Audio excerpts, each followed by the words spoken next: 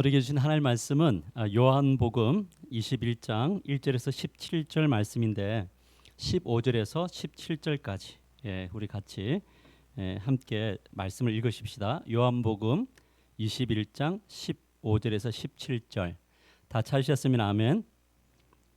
같이 읽겠습니다. 시작. 그들이 조반 먹은 후에 예수께서 시몬 베드로에게 이르되 요한의 아들 시몬아 내가 이 사람들보다 나를 더 사랑하느냐 하시니 이르되 주님 그러하나이다. 내가 주님을 사랑하는 줄 주님께서 아시나이다. 이르시되 내 어린 양을 먹이라 하시고 또 두 번째 이르시되 요한의 아들 시몬아 내가 나를 사랑하느냐 하시니 이르되 주님 그러하나이다. 내가 주님을 사랑하는 줄 주님께서 아시나이다. 이르시되 내 양을 치라 하시고 세 번째 이르시되 요한의 아들 시몬아 내가 나를 사랑하느냐 하시니 주께서 세 번째 내가 나를 사랑하느냐 하심으로 베드로가 근심하여 이르되 주님 모든 것을 아시오매 내가 주님을 사랑하는 줄을 주님께서 아시나이다. 예수께서 이르시되 내 양을 먹이라. 아멘. 방금 영상을 보니까 코로나 시대에도 우리가 할 걸 다 했네요. 내년에는 제가 오늘 준비하면서 그 생각을 했어요. 내년에는 꼭 떡국을 먹게 하소서. 아멘입니까?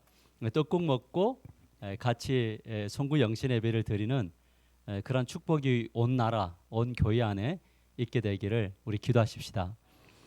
성경에서 가장 아름다운 단어가 있다면 그것은 용서라는 단어이고 사랑이라는 단어가 아닐까 생각해 봅니다. 우리의 삶이 아프고 힘든 것은 용서할 수 없고 사랑할 수 없기 때문에 힘든 거죠. 특별히 사랑했던 사람으로부터 상처를 받았을 때 용서라는 단어, 사랑이라는 단어는 더 이상 우리 안에 머물 수 없더라고요. 평소에 관심이 없는 사람들은 되든지 말든지지만 진짜 집중하고 사랑했던 이로부터 받은 상처는 우리 안에 있는 내면에 있는 사랑을 몰아내고 용서라는 단어를 몰아내 버리더라는 거죠. 그래서 우리는 나에게 상처 준 사람들로부터 우리는 더 이상 상처받지 않기 위해서 피하고 또 적극적이면 안 보고 우리는 아예 등을 돌리는 그런 삶을 살고 있다는 겁니다. 그래서 아프고 힘든 삶을 살아가게 되는 거죠. 우리가 관계 안에서 행복한 삶을 살아내려면 용서와 사랑이라는 그 긴 터널을 건너서 다져질 때 그때 우리는 만남 속에 행복이라는 것이 주어지는 것 같아요. 성경이 끊임없이 강조하는 것이 무엇이냐면 그것은 예수님의 십자가와 부활은 용서할 수 없는 사람, 사랑할 수 없는 사람을 사랑하게 한다. 그 한계를 뛰어넘는 것이 십자가이며 부활이다. 이것을 성경은 계속 강조를 하고 있습니다. 그러나 우리는 이 시간 질문해야 되는 거죠. 정말 그러한가? 우리가 예수 그리스도의 십자가를 믿고 있고 부활을 우리가 믿고 있는 우리 안에 진짜 우리 안에 용서할 수 없는 사람을 용서하고 있는가? 사랑할 수 없는 사람을 사랑할 수 있는가? 오늘 주님이 우리에게 도전하시는 거예요. 너희들 정말 이 문자적으로 글로 배우는 신앙이 아니라 진짜 삶의 현장에서 사랑할 수 있니? 용서할 수 있니? 이 한계를 뛰어넘을 수 있니? 라고 주님께서 물어보시는데 이 질문에 우리가 정말 대답할 수 있을 때 우리의 신앙은 진짜 참된 진실한 신앙이 될 수 있는 거죠. 오늘날 대부분의 그리스도인들의 문제는 예수님의 십자가와 부활의 은혜를 깊이 통과하지 못했다는 거예요. 예수 그리스도를 믿지 않았는데 그냥 세례를 받았고 학습을 받았고 입교를 했으니 너는 예수를 믿는 사람이야. 나는 그냥 예수를 믿는 사람이구나 라고 생각을 하며 살아가는데 정작 주님이 나를 보실 때 나의 허물을 용납하시고 진짜 사랑합니다 라고 하는 그 확신이 우리 그리스도인들에게 있느냐라는 거죠. 그렇기 때문에 용서와 사랑이라는 단어가 자주 낯설게 느껴지고 나와는 먼 것, 나는 안 되지만 너는 해야 돼 라고 하는 그런 사고를 가지고 살아가고 있는지 모르겠습니다. 우리가 한 해를 돌아보면서 사랑은 고사하고 용서할 수 없는 사람은 누구인가? 저 100m 앞에서도 약간 비슷하면은 그냥 고개 돌리고 가는 사람은 누구인가? 오늘 교회를 오면서 혹시 그분하고 눈이 마주치면 어떻게 할까라고 하는 그런 대상은 있지 않는가. 그리고 더 적극적으로 우리는 나는 꼭 복수하고야 말 거야 라는 그런 생각을 가지고 있지는 않는가. 도대체 내가 용서할 수 없는 사람은 몇 사람이나 되는가라는 거예요. 오늘 이 말씀을 준비하면서 저의 마음속에 아직까지 용서하지 못한 한 사람이 떠올라요. 연말 우리 교인들 아닙니다. 절대 오해하지 마세요. 저 멀리 있는 목사님이세요. 근데 그 목사님을 너무 사랑했고 30년이라는 시간 동안 그렇게 형제보다 더 사랑했던 그 목사님에게 아픔을 겪어서 아직까지도 용서하지 못하고 전화를 들지 못하는, 하루에 2번 3번 전화했던 그를 이제는 전화하지 않고 있는 나의 이 모습 앞에서 하나님이 묻는 거예요. 너는 몇 사람이나 되니? 너가 만나기 싫어하고 용납하기 싫은 사람은 몇 사람이나 되니? 라고 묻고 계시는 겁니다. 너는 이 한계를 뛰어넘기를 원하느냐라는 것을 오늘 도전하시더라고요. 우리가 한 해를 마무리하면서 이 시점에서 우리가 체험해야 될 것이 뭘까? 이 연말에 우리가 다짐해야 될 게 뭘까? 극복해야 될 것이 뭘까? 무엇일까? 그것은 용서와 사랑이에요. 할 수 없는 자를 뛰어넘는, 그런데 이것을 하고 싶은데 하지 못하는 우리의 이 연약한 믿음은 결국 무엇이 필요합니까?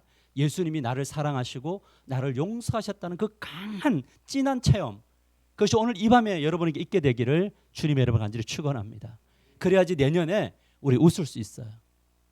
사실 우리가 웃지 못하는 것은 환경 때문이기도 하지만요, 사실 나 홀로 있을 때 나의 이 아픔의 상처들을 준 사람들을 이 끌어안고 살아가면 우리의 입가의 이 근육이 웃는 근육이 되지 않고요, 비웃는 근육이 되고 냉소적인 얼굴이 되어지더라라는 겁니다. 오늘 본문을 살펴보면서 오늘 본문을 통해서 하나님은 우리를 어떻게 용서하시는지, 어떻게 사랑하시는지 그 부분을 함께 배워가게 되기를 주님의 이름으로 간절히 축원합니다. 그래서 오늘 말씀의 제목이 무엇이냐면 용서와 사랑을 체험한 자들의 삶, 이렇게 정했습니다. 같이 한번 크게 읽읍시다. 시작. 용서와 사랑을 체험한 자들의 삶. 오늘 본문 1절 말씀을 우리 다 같이 크게 읽도록 하겠습니다. 시작. 그 후에 예수께서 디베랴 호수에서 또 제자들에게 자기를 나타내셨으니 나타내신 일은 이러하니라. 자, 여기서 그 후라는 건 어떤 거냐면, 이 그 후는 부활하신 주님이 이미 제자들을 2번 만나 주신 거예요. 한 번도 아닙니다. 2번을 만나 주신 그 이후에. 근데 만났을 때 그냥 이렇게 싹 지나가면서 내가 누군지 맞춰봐 이러면서 2번 지나간 게 아니고, 그들이 문을 딱 잠그고 있을 때 주님이 들어가셔가지고요, 도마가 못 믿겠습니다. 그러니까 손에 못자국 보여주세요. 못자국 보여줬고요. 손가락으로 도마는 아마 100% 넣어봤을 겁니다. 넣었다 뺐다 했을 거고요. 이거는 털길 수 있어요. 옆구리 한번 보여주세요. 옆구리는 큰 창이니까요. 했는데 주먹을 넣어보니까 막 창자국으로 손이 들어가는 것을 경험한 그 이후인 거죠. 여러분, 만일 우리가 오늘 이 밤에 이렇게 있는데 예수님이 찾아오셨어요. 이건 오셔서 여러분들이 보는 앞에서 손가락에 손에 못 박힌 것을 보여주시고 옆구리를 만지는 것을, 여러분이 아직까지 이 감각, 이 흔적이 있다면 여러분들은 앞으로 삶을 어떻게 사실 것 같아요? 대답할 준비를 안 하셔도 돼요. 마음속으로 어떻게 할 것 같아요? 진짜 이걸 경험했어요. 내가 기도를 하는데 주님이 나타나셔서 상훈아 봐봐봐, 내 이 손 너를 위해 못 박힌 거야. 옆구리를 봐, 너를 위해 찔린 거야. 나의 머릿속에 이 찔려있는 가시에 이 구멍들을 한번 봐, 너를 위한 거야. 그것을 우리가 생생하게 느꼈다면 우리는 어떤 삶을 살게 될까요? 아마도 저는요, 이때 당시에 만일에 내가 살았다면 저는 갈릴리로 가서 예수님을 기다리고 있었을 거예요. 회개하면서, 주님, 제가 이렇게 죽으시고 부활하신다고 그렇게 여러 번 말씀하셨는데 제가 못 믿었습니다. 주님, 내가 이제라도 회개하며 이 갈릴리에서 만나기로 약속하신 주님을 내가 기다리겠습니다 라고 다 기도하면서 저는 기다렸을 것 같아요. 아멘 안 하는 거 보니까 여러분 믿지 않겠지만 저는 그런 생각이 들었어요. 근데 예수님의 제자들이 어떤 행동을 하냐면요, 2절에서 3절을 보시면 이렇게 말합니다. 시몬 베드로와 디두모라 하는 도마와 갈릴리 가나 사람 나다네엘과 세베대 아들들과 또 다른 제자 둘이 함께 있더니, 시몬 베드로가 대빵이, 여러분 리더십이 이렇게 정말 중요한 거예요. 시몬 베드로가 뭐라고 하냐면 나는 물고기 잡으러 가노라 했더니 도마, 모든 제자들이요, 나도 함께 잡으러 가노라 하고 다 가버리는 거예요. 여러분, 여기 도마가 어떤 도마입니까? 의심이 많은 도마고, 만졌고 아직까지 손에 그 감각이 살아있는 도마인데도요, 고기 잡으러 가겠다니까 가버리는 거예요. 여러분, 지금 제자들이 어디에 와 있냐면 갈릴리까지는 왔어요. 방향을 갈릴리까지는 갔어요. 그런데 갈릴리에서 누구를 기다리지 않고 있냐면 예수님을 기다리지 않고 있어요. 인생의 방향이 틀렸습니다. 여러분, 예수님께서 이 제자들에게 제시한 방향은 마태복음 28장 10절에 이렇게 말합니다. 이에 예수께서 이르시되 무서워하지 말라. 가서 내 형제들에게 어디로 가라고요? 갈릴리로 가라 하라. 거기서 누구를 보리라? 여러분, 나를 보리라 그랬는데 베드로와 그 제자들은요, 주님을 보지 않고 물고기 보러 간 거예요. 가다가 주님을 잊어버렸어요. 여러분, 그런데 갈릴리로 그들은 방향, 예수님이 제시한 방향으로 가지 않고 반만 간 거예요. 이것을 성경은 뭐라고 하면 불순종이라고 이야기하는 거예요. 여러분, 그러나 제자들은 예수님께 나아가지 않았습니다. 여러분, 이것을 알아야 됩니다. 신앙은 방향입니다. 따라서 신앙은 방향입니다. 어디로 가야 되느냐? 갈릴리가 아니에요. 갈릴리에서 만나실 예수 그리스도, 그분이 우리 인생의 방향이라고요. 여러분, 우리가 예배당에 있어도 우리의 방향은 그리스도.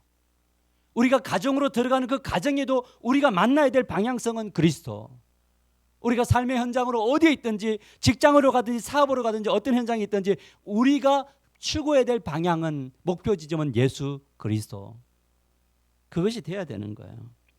제자들은 끝까지 예수님이 아니라 다른 방향으로 가더라고요. 나는 이것이 죄의 힘이라고 보고요, 사단의 미혹이라고 봅니다. 사단은 항상 반만 가게 해요. 근데 거기서 더욱더 열심히 있는 사람은 3분의 2 지점까지 가요. 근데 결국 누구를 만나지 못하게 하느냐? 예수님 못 만나게 합니다. 그래서 오늘날 많은 분들이 예배당에 왔는데 예수님 못 만나요. 가정에서 주님의 이름을 부르는데 주님을 못 만나요. 직장에 갔는데 직장에서 주님을 만나지 못해요. 피폐해진 상태로 또 주일날 왔는데 또 주일날 주님을 만나지 못해요. 근데 스스로는 생각을 해요. 나는 예배를 드렸다. 나는 기도했다. 근데 예수님을 못 만나요. 이것이 이 시대에 사단이 우리에게 미혹하는 가장 큰 유혹이라고 저는 믿어요. 그렇다면 육신이 이끄는 대로, 죄가 이끄는 대로 살아가면 어떻게 되느냐? 갈릴리로 고기 잡으러 가면 어떻게 되느냐? 방향을 예수님께로 두지 않고 다른 데로 두면 어떻게 되느냐? 그래서 3절 하반절에서 4절에 이렇게 말합니다. 우리 같이 한 목소리로 읽읍시다. 시작. 배에 올랐으나 그날 밤에 아무것도 잡지 못하였더니 날이 새어 갈 때에 예수께서 바닷가에 서셨으나 제자들이 예수인 줄 알지 못하는지라. 예수님을 인생의 방향으로 삼지 않고 갈릴리로 갈 때, 반만 순종할 때, 3분의 2 지점까지만 갈 때 어떤 일이 일어나는 줄 아세요? 그 끝에는요, 밤새도록 수고해도 아무것도 손에 놓지 못합니다. 저는 많은 분들이 이렇게 살아가고 있는 것들을 보게 돼요. 진짜 열심히 사는데요, 손에 쥐어진 게 없어요. 뭘 쥐어야 될까요? 물고기가 아니잖아요. 행복. 정말 열심히 사는데 행복하냐 물을 때 행복하다고 하는 사람들이 많지 않아요. 이게 바로 왜 그런지 아세요? 방향이 틀렸기 때문에 그래요. 행복은, 생명과 평안은 하나님께로부터 오는 것이고 레이의 언약인 거예요. 근데 더 심각한 건 뭔지 아세요? 예수님이 계셨는데도 불구하고 예수님인 줄 모르는 거예요. 여러분, 예수님은 언제나 어디에 계시느냐? 언제나 우리 곁에 계세요. 영적으로 깨어있으면 주님이 여기도 계셨구나, 주님이 여기도 계셨구나, 주님이 나를 떠나지 않으셨구나, 이 고백이 선포되고 체험되어지는데, 영적으로 눈이 어두워지고 방향이 틀리면 예수님이 함께 계셔도 모른다는 겁니다. 그래서 똑같이 예배를 드리는데 누구는 예수님을 만나고 가고 누구는 예수님을 만나지 않고 가는 것이죠. 여러분, 오늘 많은 성도들이 방향을 제대로 잡지 못한 채 열심을 내지만 아무런 결실, 행복하지 않는 거예요. 저는 우리 하나교회가 오늘 2021년도로부터 이제 마지막 이 날로부터 시작해서 내년부터 행복의 열매들이 여러분의 손에, 여러분의 삶 가운데 가까이 임하게 되기를, 열매 맺게 되기를 주님의 이름으로 간절히 축복합니다. 우리 옆 사람과 이렇게 인사합시다. 나는 당신이 행복하기를 원합니다. 아멘이죠. 우리 가슴에 손을 얹고 나도 행복할 거야. 아멘이죠. 행복한 사람은요 아무도 이기지 못해요. 저는 우리 교회가 그냥 행복한 교회였으면 좋겠어요. 막 행복해서 어쩔 줄 몰라고 막 뛰어다니는 그런 교회였으면 좋겠습니다. 뭐 자꾸 왜 작아집니까? 뭐 별로 마음에 안 드세요. 그렇게 되어야죠. 여러분 얼마나 불행한 그리스도인의 모습입니까? 갈릴리까지 갔는데 한 번 만나주시고 두 번 만나주셨는데 세 번째 이 만남을 왜 못 기다렸을까? 주님이 2020년도에도 은혜를 베푸시고 2021년도에도 은혜를 베푸셨는데 어떤 사람은요 2022년도에 은혜를 못 받을 수 있어요. 왜 못 받을까? 예전에 목회를 할 때 참 목회가 힘들더라고요. 그런데 저를 아는 사람들은 알지만 지금보다 젊었었으니까요. 열정적이었을까요? 아니면은 좀 게을렀을까요? 열정적이었어요. 남들이 옆에서 볼 때 일 중독자를 할 정도로 열정적이었어요. 어느 지점까지 갔어요. 그런데 어느 한 지점에서 그 한계를 못 넘고 있더라고요. 열심히 하면 할수록 더 공허해요. 힘들었는데 나만 힘든 게 아니라 나를 따랐던 성도들도 힘들어졌다는 거죠. 왜 그랬을까? 이렇게 시간이 지나서 이렇게 돌아보니까 그때는 여러 가지 이유가 있었는데 돌아보니까 한 가지였어요. 뭐냐면 내가 방향을 잘못 잡았구나. 열심히 하면 된다라는 방향을 잡았지 예수님을 만나야 된다고 하는 방향, 예수님께 물어야 된다는 이 방향성이 틀렸어요. 그래서 저 바닥에도 한번 내려가 보니까 결국 우리의 인생은 큰 꼭지점에, 높은 꼭지점에서 있는 것이 아니라 어떤 상황이든지 주님 손 붙잡고 가는 그곳에 승리가 있구나. 이것을 깨닫게 되는 거죠. 우리 교회는 그렇게 세워져 가고 있는 거죠. 그렇다면 예수님께서 실패한 제자들을 어떻게 하실까? 여러분이 실패할 때 예수님 여러분을 어떻게 대하실까요? 몽둥이 들고 계실까요? 혹시 실패할 때 주님이 뒤에서 이렇게 때릴 준비를 하고 있다는 그런 느낌? 뭔가 조만간에 한 대 맞는다? 그럴 수도 있어요. 성장한 사람들은 한 대 맞을 수도 있어요. 여러분 그런데요. 오히려 주님은 상상하지 못할 기적으로 그들을 대우해 주세요. 거기서 5절에서 6절에 나와 있는데 이렇게 말합니다. 같이 한번 나에게 주신 말씀을 읽읍시다. 시작. 예수께서 이르시되 얘들아 너희에게 고기가 있느냐? 대답하되 없나이다. 이르시되 그물을 배 오른편에 던지라. 그리하면 잡으리라 하시니 이에 던졌더니 물고기가 많아 그물을 들 수 없더라. 여러분 실패했는데요. 손에 아무것도 없다고 고백했는데요. 그때 주님이 물고기를 그물이 찢어질 정도로 베풀었어요. 여러분 이 지점에서 제자들이 어떤 것을 깨달았을까요? 그것은요. 내가 원하는 방향으로 가면 실패하고 주님이 명령하신 대로 가면 복을 받는다라는 이 원리를 깨닫게 돼요. 예수님이 우리의 삶의 방향이고 목적이 될 때 우리가 수고하는 것보다 훨씬 더 많은 은혜를 베풀어 주실 것이다. 어떤 권사님이 그런 이야기를 하더라고요. 음식을 막 만들 때면 막 옆에 있는 사람들이 생각이 난다요. 그러면 음식을 만들다가 더 양이 필요하겠죠. 그럼 또 만든대요. 더 만들어서 그래 바리바리 싸다가 갖다 준대요. 여러분 요즘에 사고방식으로 보면 참 어리석은 권사님 아니세요? 그런데 생각나는 것을 멈춰봤더니 하나님이 굉장히 피폐하게 하더래요. 그런데 그때 주시는 감동을 따라서 움직이니까 하나님이 훨씬 더 나의 삶을 이끌어 가시더라. 할렐루야. 이것이 하나님의 방식이더라고요. 나를 위한 기도를 열심히 할 때는 뭔가 채워지지 있는 것이 없었는데 다른 사람들을 위해서 중보 기도하면서 열심히 달려갔더니 그 사람이 회복되는 것을 보고 내 마음에 기쁨이 나는데 어느 날 돌아보니까 나의 문제들이 해결되어져 있더라라는 것을 경험하는 것. 이것이 주님을 바라보고 걸어가는 사람들의 방향이고 주님이 주시는 축복이더라라는 거예요. 누군가 그런 이야기예요. 뭐 하나교회가 뭐 어떤 교회이기 때문에 그렇게 섬기는 일을 하느냐라고 하는 거예요. 딱 한 가지밖에 저의 마음속에 우리 장로님의 마음속에 우리 성도들 마음속에 주어진 게 뭐냐면요. 제가 기도할 때마다 하나님께 주시는 게 뭐냐면 너 이 하나님이 여유를 줄 때 너가 여유를 즐기면 너는 불의한 청직이라는 거예요. 내가 너를 쫓아낼 수 있다는 거예요, 하나님이. 그랬을 때 주님 어떻게 해야 됩니까? 그 불의한 창지가 했던 것이 무엇입니까? 그것은 뭐냐면 우리 주인이 기뻐할 일들이 뭘까라고 해서 돌아다니면서 잘리기 전에 아직까지 힘이 있을 때 빚을 많이 진 사람들의 빚을 다 탕감해 주니까 주님이 뭐라고 하냐면 너 진짜 착하고 충성된 종이 되었구나 하고 다시 받아주더라는 거예요. 주님을 향하여 방향을 가지고 걸어갈 때는 우리의 사고와 우리의 계산기로 되지 않는 하나님의 방식이 있는데 그 방식을 가지고 따라 걸어갈 때 하나님은 메마르지 않는 샘처럼 시냇가에 심은 나무처럼 하나님께서 놀랍게 역사하시더라는 거죠. 우리가 그것을 5년간 지금 경험하고 있는 거고요. 우리는 앞으로도 계속 그런 경험하게 되기를 주님의 여러분을 간절히 축복합니다. 하나교회가 어떤 교회느냐? 그냥 베푸는 교회다. 어떤 교회냐? 빚 안 갚으려고 몸부림쳤는데 하나님이 다 하셨더라. 저는 여러분들에게 그걸 보여주실 것이라고 믿어요. 하나님께서. 아무것도 아니에요. 이런 것들은 주님이 일하시면요. 드디어 여기서 이 예수님이 그 베풀어 주시는 그 은혜 때문에 제자들의 눈에 뭐가 보이기 시작했냐면 이제 7절 한번 보시면요. 신기한 일이 일어나요. 같이 읽어볼까요? 시작.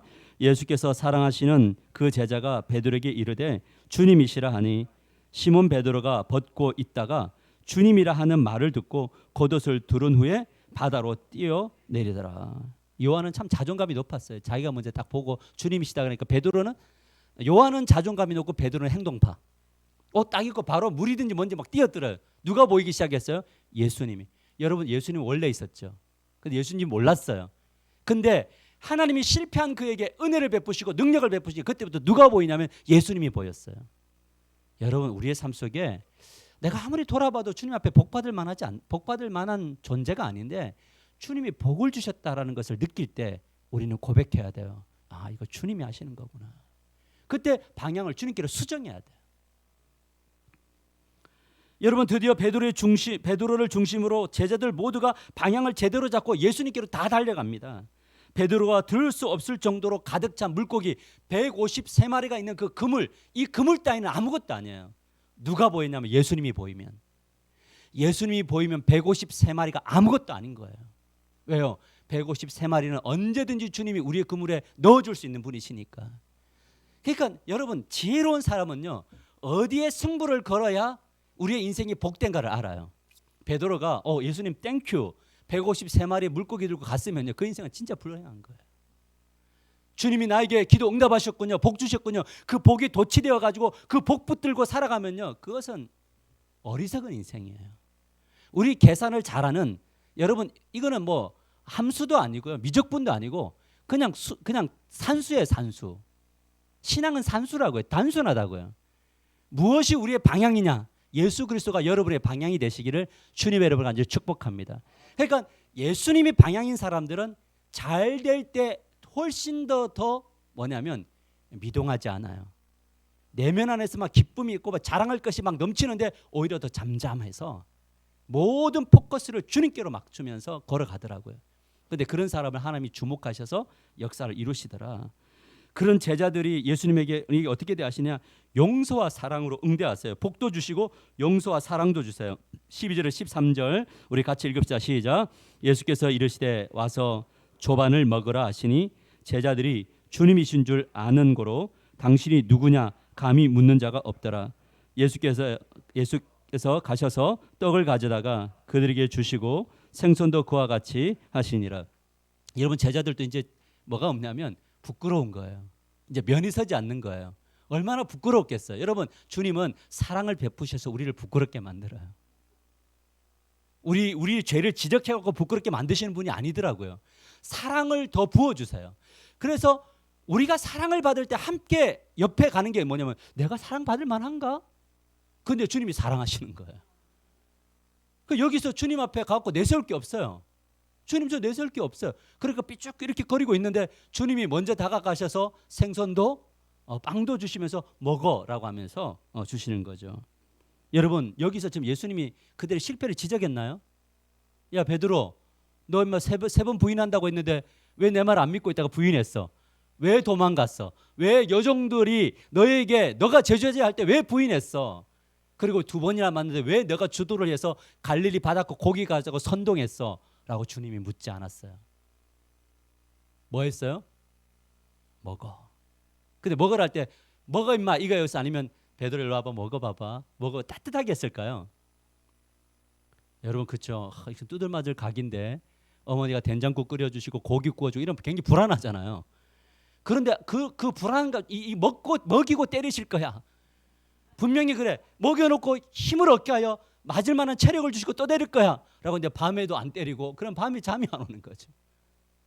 이 베드로가 그 주님의 사랑이 막 다가올수록 뭐냐면 자기가 있었던 모든 죄가 훨씬 더 크게 부각이 되는 거예요. 사랑을 받아야 내가 이런 자인데 이렇게 사랑하네? 이게 용서구나. 이게 사랑이구나.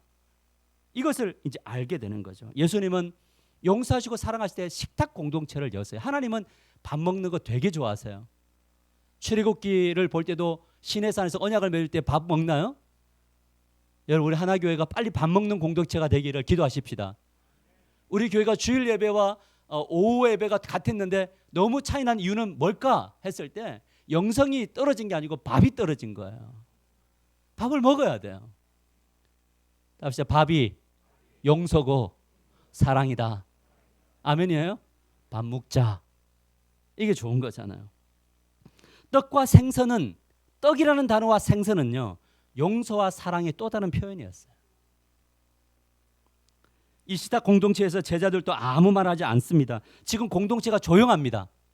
예수님도 조용하고 다 조용합니다. 이 분위기가 서늘한 분위기가 아니에요. 말은 하지 않지만 그 안에 지금 이 분위기 안에 이 사랑의 뜨거운 열기가 막 강력하게 일어나는 거예요. 호들갑 떨지 않았는데 사랑하는 거예요.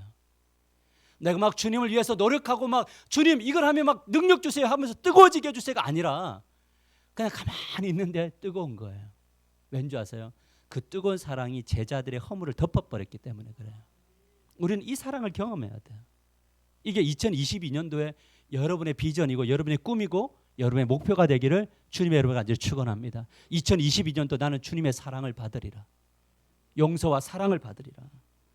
이때부터 제자들이 변하기 시작하는데 여러분 사람이 언제 변하는가라고 할 때 잔소리로 변하지 않더라라는 거예요. 언제 변해요? 모든 사람들은 자신의 허물과 죄를 관통하는 용서의 사랑을 경험할 때 변해요. 주님이 나를 어떻게 대하시는가를 진짜 만나야 변해요. 그래서 저가 여러분에게 해줄 수 있는 것은 뭐냐? 나도 해야 될 게 뭐냐? 우리는 예수님을 향하여 나아가는 방향성을 계속적으로 수정시켜 나가는 것 말고는 없어요. 우리에게 필요한 것은 바로 예수님이 제자들에게 베푸신 용서 사랑을 경험하는 겁니다. 이런 사랑에 압도당할 때 그때부터 변하기 시작하는데 변화는 어떤 모습으로 나오느냐? 변화는 겸손한 모습으로 나와요. 답시다. 변화되는 사람은 겸손으로 신앙을 드러냅니다. 그래서 신앙은요 결국에 가서는 겸손해져요. 식사 중에 예수님께서 베드로에게 3번 질문해요. 요한 아들 시몬아 내가 나를 사랑하냐? 다른 사람보다 내 사랑하냐? 너 정말 사랑해? 베드로가요 처음에는 주님 아시잖아요. 주님 사랑해요. 저 사랑해요. 주님 사랑합니다. 근데 3번을 물으니까 베드로가 지금 대답이 틀렸나? 근심하기 시작해요. 내가 진짜 주님 사랑하는 자인가? 근데 내면 안에 한 가지 사랑이 있어요. 주님이 나를 용서하시는 그 사랑이 나에게 있어서 주님의 용서와 사랑 때문에 나는 이제 주님을 사랑할 수밖에 없습니다. 라고 근심하며 고백하는 거예요. 주님은 이 겸손의 고백을 듣고 싶었어요.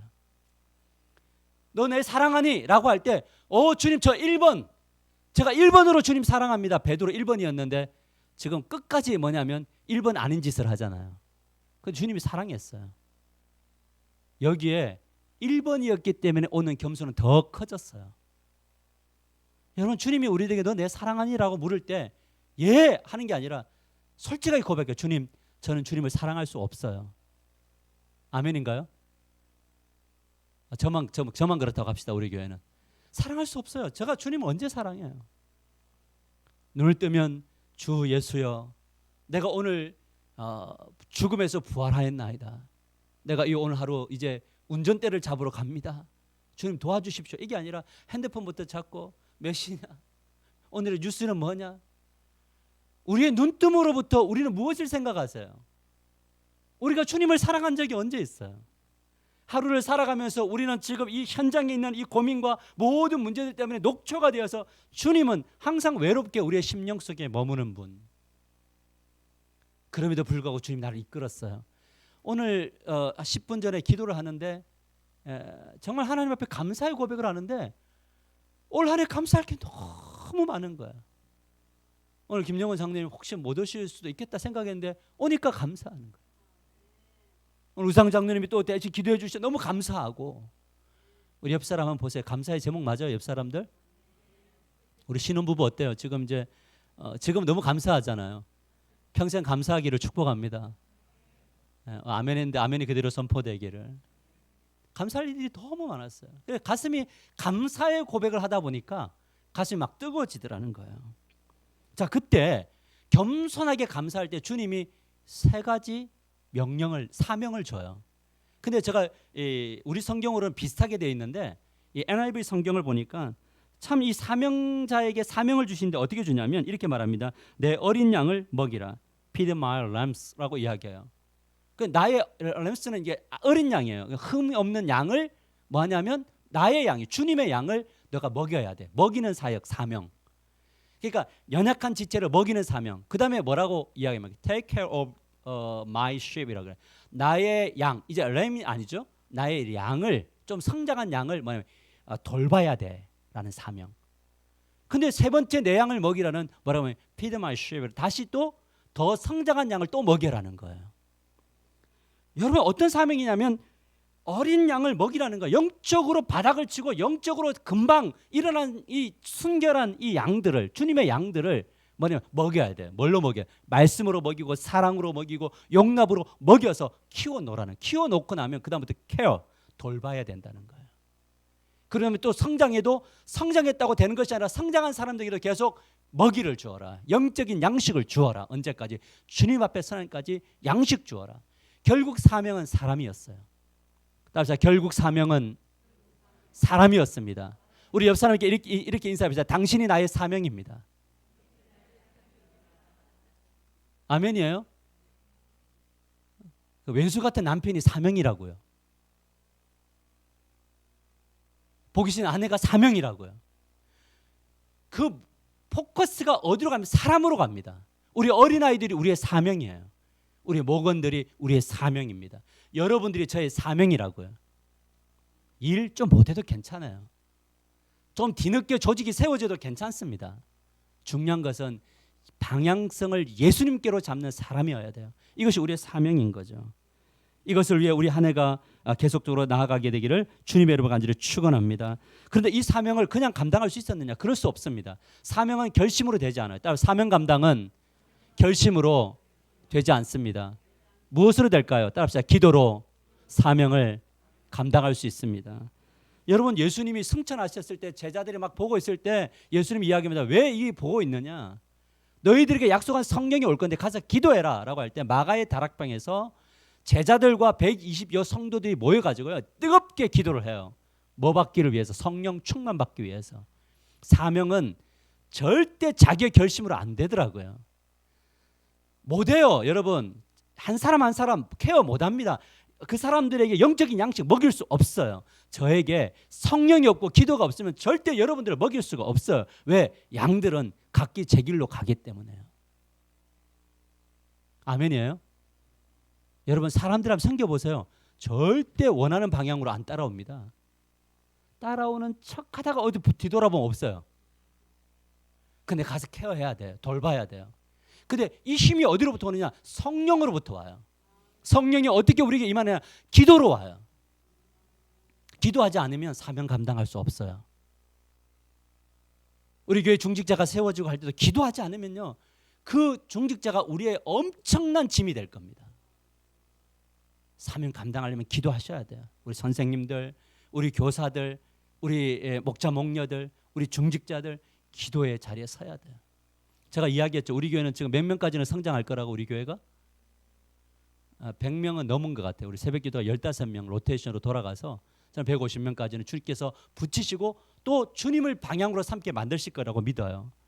그런데 저는 더 많아졌으면 좋겠어요. 왜냐하면 그것은 교회를 부흥시키기 위한 우리의 욕망과 야망이 아니에요. 뭐냐면 여러분들 안에 하나님 주신 그 뜨거운 사랑이, 용서와 사랑이 회복되고 그 사랑을 가지고 우리 가정을 세우고, 할렐루야. 답시다. 우리 오래간만에 할까요? 내가 변해야 가정이 변하고, 가정이 변해야 교회가 변하고, 교회가 변해야 세상이 변합니다. 거꾸로 하면 안 된다 그랬죠.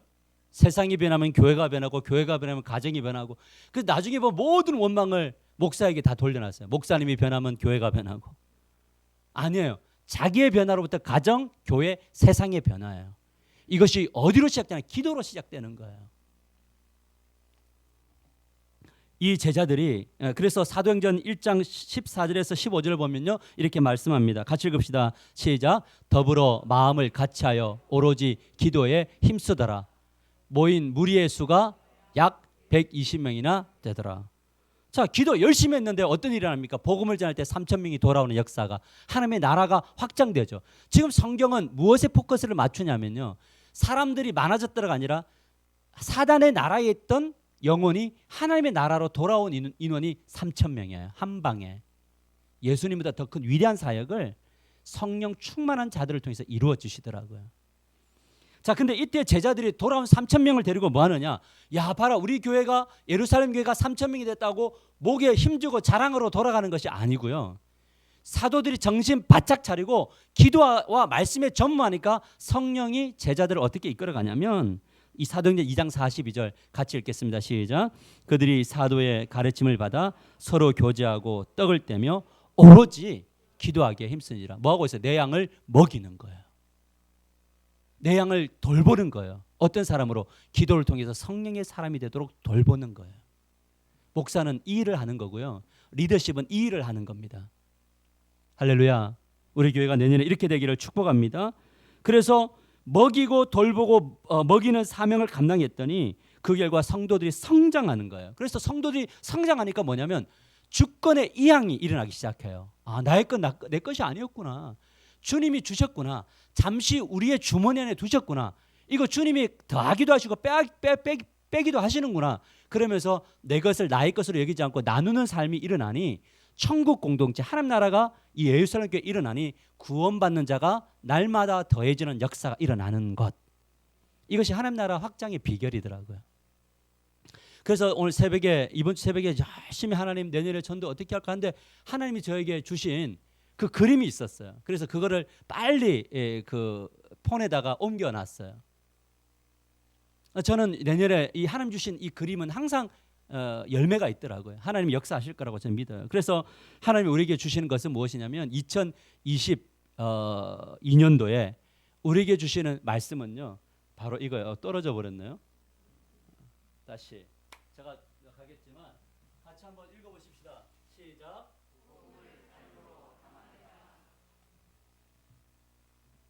얼마나 못하게 만들고 싶었으면 제가 떨어뜨렸을까요?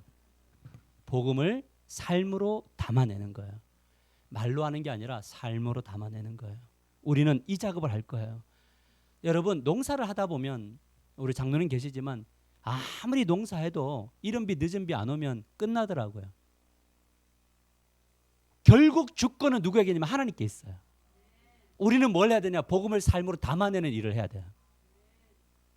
그래서 우리가 내년에 진짜 막 그 전도하려고 하는 게 아니라 복음을 삶으로 담아내며 걸어갈 때에 하나님의 놀라운 역사가 고구마 감자 줄기처럼 엮어져 나오는 역사가 일어나게 될 줄 믿으시길 바랍니다. 말씀을 맺으러 갑니다. 하나님은 우리 모두가 하나님 나라의 복음의 삶을 드러내기를 원하십니다. 그래서 2022년도 우리에게 주신 복음은 표현은 복음을 삶으로 담아내라입니다. 우리는 그동안에 전도하자 이런 이야기 해본 적이 없습니다. 5년 동안. 우리는 그동안 일하지 맙시다. 우리 하나님을 만납시다. 우리 배웁시다. 5년 동안 우리는 열심히 우리 자신을 기경했습니다. 저는 저와 여러분이 옥토가 되어 있다는 것을 믿습니다. 이제는 주여 우리 결실을 맺게 하실 그런 시점이라고 봅니다. 실패해도 괜찮아요. 한 영혼이 돌아오기 위해서 우리의 재정을 많이 투자해도 괜찮아요. 아깝다고 여기지 마세요. 우리가 전도하고 우리가 누군가를 섬기는 일에 힘썼는데 우리가 결과가 이겁니다. 여러분 좌절하지 마십시오. 첫 해 농사가 안 돼도 두 해 농사에는 그 실패를 경험해서 훨씬 더 멋진 농사를 하는 하나님 나라의 경작꾼들이 되게 될 줄 믿으시기를 바랍니다. 이를 위해서 우리가 해야 될 것은 한 가지예요. 기도하십시다. 힘있게 기도하십시다. 그래서 성령 충만 받아서 여러분 내가 무엇을 하려고 받는 것이 아니라 나에게 임하셨던 그 하나님의 사랑에 도취되기 위해서 우리가 나아가다 보면요, 그 안에 자연스럽게 그분의 역사가 우리들 가운데 나오게 될 겁니다. 우리 교회가 잘하는 게 뭡니까? 정죄하지 않는 거죠. 격려하는 거죠. 끝까지 격려하며 걸어가는 우리 하나교회 공동체가 되기를 주님의 이름으로 간절히 축복합니다. 우리 시간에